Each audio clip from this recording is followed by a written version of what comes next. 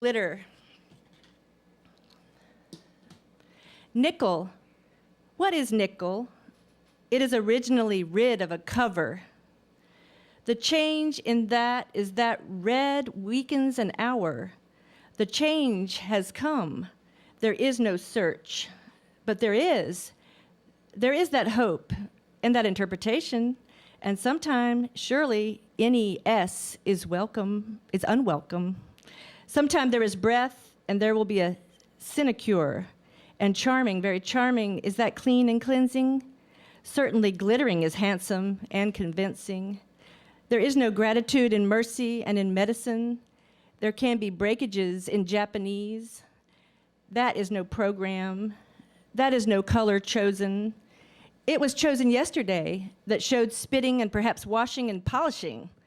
It certainly showed no obligation. And perhaps if borrowing is not natural, there is some use in giving. When I try to describe the radical description of the poem that is tender buttons to others, I say, abstract portraits exploded out from everyday objects, much as Picasso unfolded still lives visually. But here words are the art material. Those words found on Alice B. Toklas's shopping list, or on the side table, or behind the door. Usually cite the categories of objects, rooms, food, and offer up examples such as roast beef, an umbrella, or roast potatoes for, to illustrate what I mean by the concrete domestic objects and food in rooms seen anew, made strange, made pleasurable. Glazed glitter always puzzles me. What is glazed glitter? Where did Gertrude and Alice keep their glazed glitter? If it's actually glitter, it's more of an art material in itself than any of the other entries. Or maybe it's actually one of the tenderest buttons of all, the hardest button to button. The GL glissando glides to the harder, longer sounding azed, hazy, lazy, glazed, amaze, amazing, and then the shorter I, itter. It's an itter. It its itself. I don't want to suggest one tender button poem is harder or brighter or more productive of meaning when teased and squeezed, since the consistency of that malleable quality is remarkably sustained throughout the whole work. But glazed glitter, buttons, but glazed glitter. I did not get the butt part for a long time. My daughter was like, tender butt ons. I was like, oh, okay. Anyway, glazed glitter on its surface seems less penetrable for meanings, the shiny surface of glitter being that flash and filigree of reflection and dispersion of light. And that's what's between each piece of the collective multiple noun of glitter. On whatever surface or face it's infinitesimally is scattered on. The nature of glitter to glide onto whatever it's tossed onto, getting into all its crevices and making it shine. Literally littering a surface, glittering with the opposite of litter. A decoration, an enchanting enhancement, a celebration, back to the lit in glit. What about the French word for bed, lit, L-I-T? To an American it would be read lit. Lit, one of those French words that could be mistraductioned, be farther afield than that's what tender buttons do. Atomize way off into space, the difference is spreading, as we heard from the entry before.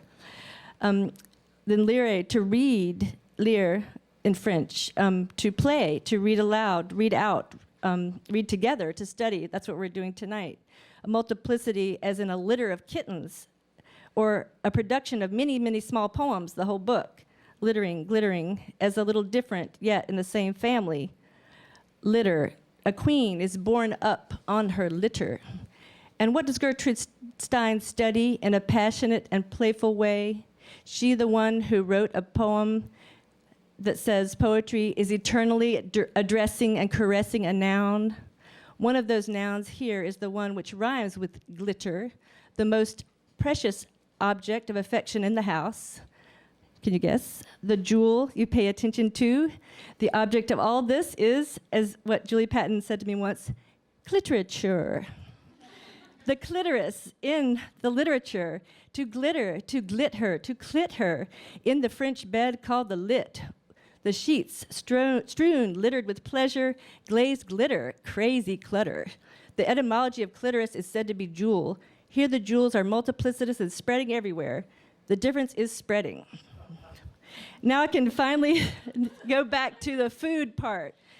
What is glazing and cooking? A simple sugared solution, drizzled and draped down a cake or a savory meat. Honey-baked ham, as we say in the South. The sexual metaphor lovingly extends itself. Glazed glitter. Glazing is also lazing.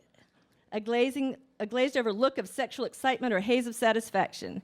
It's even here in Philly in this giant pot of pink glitter in my purse. You can have some out in the porch later that C.A. Conrad gave to me as a housewarming present.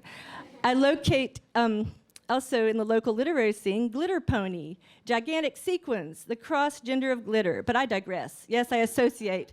That's why I'm at home in Tender Buttons. Never ceases to unfold, and I haven't even gotten past the title to the rest of the poem yet, and I'm out of time. I'll briefly mention two things. Sinecure in the poem, a position requiring little or no work, but giving the holder status. Easy job, cushy job, soft option, picnic, cinch, easy money, free ride, gravy train, sinecure. In the poem, I hear this is descriptive of the recipient position, the jewel bearer, how can I say it, the receiver of the glazing, the glaze job. It fits with this phrase, nickel. What is nickel? It is originally rid of a cover, yes. We are born with glittering clitorises uncovered, and yes, sometime there is breath, and there will be a sinecure, and charming, very charming, is that clean and cleansing. A woman like a cat laps with her tongue over and over, very clean and cleansing, yes. There is some use in giving, and certainly makes one handsome and convincing. Okay. On Tender Buttons, or Tend Her Buttons, what buttons do we have?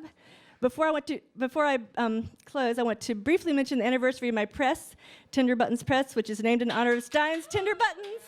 Yay. Yay. I realized I've been doing it half my life. I started when I was 25 years old, and I'm 50 now. So started in 1989, exactly 25 years ago. The press itself eternally addresses and caresses and creates the nouns of books, objects of some women, word artists experimenting in today's realms of serious play. I think of the books that we produce as Tender Buttons that bear eternally unfolding in time and space with multiple active readings, much as, quote, single Tender Buttons can do, and do, and I refer to the authors themselves as Tender Buttons.